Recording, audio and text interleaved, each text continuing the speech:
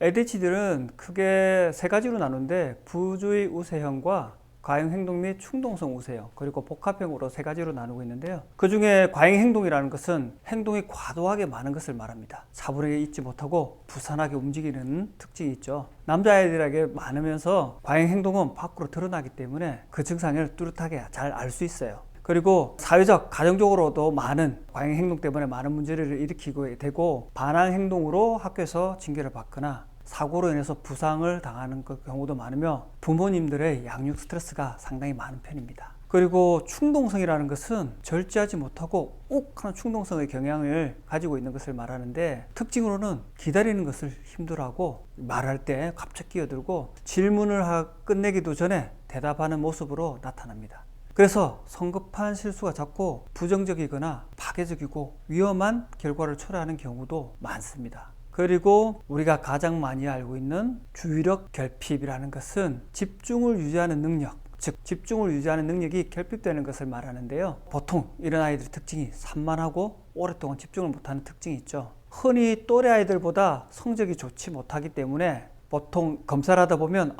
주의력 결핍 증상이 있다는 것을 알게 되는 경우가 많은데, 학업 성적이 떨어지는 것이 이 주의력 결핍이 원인이 된다고 봅니다. 그리고 자기 주장도 잘 못하는 경향도 있으며 사회성도 많이 떨어지는 경향이 있어요. 이것이 하나로 나타나는 경우가 있고, 두 가지가 다 복합적으로 나타나는 경우가 있습니다. 거기에 따라서 치료를 하고 있죠.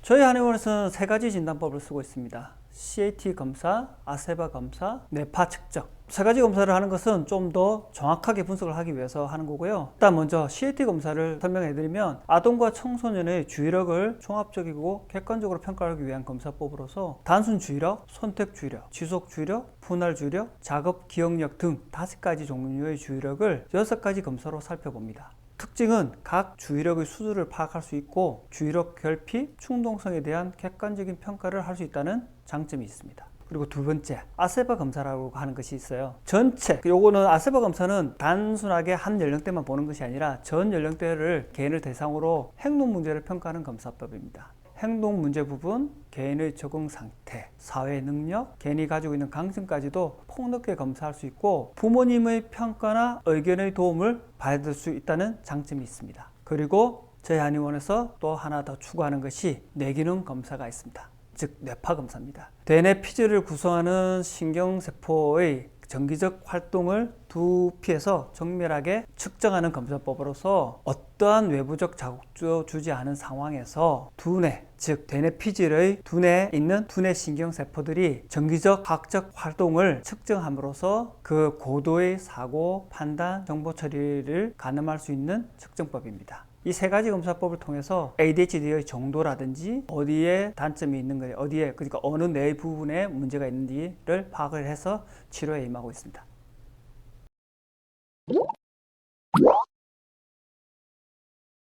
그러니까 ADHD를 가진 아이들은 행동 양상이라든지 여러 가지에 있어서 눈에 띄게 보이는 것들이 있어요. 5가지 이상이 나타난다면 조금 의심해 보시는 것이 필요합니다. 첫 번째, 쉴 틈 없이 이야기를 하고 몸을 움직이는, 즉 가만히 있지를 못하죠. 그런 경향이 있다. 두 번째, 침착할 때가 드물면서 늘 흥분이 되어 있다. 그리고 세 번째, 다른 아이들에 비해서 실수를 많이 하는 경향이 있습니다. 그리고 네 번째, 대화 중 갑자기 끼어들면서 방해를 하는 경향이 있어요.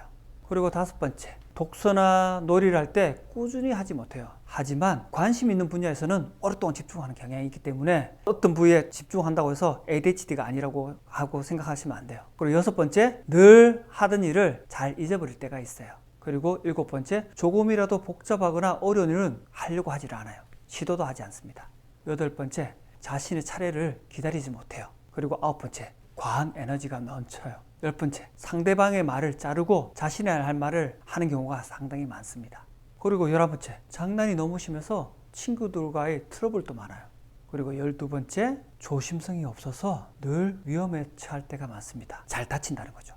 그리고 13번째, 사소한 일에도 욱 하고 화를 내는 경우가 많습니다. 나의 아이가 이런 경향이 좀 많이 들어간다고 싶으면 검사를 해서 적절하게 치료를 하는 것이 도움이 됩니다.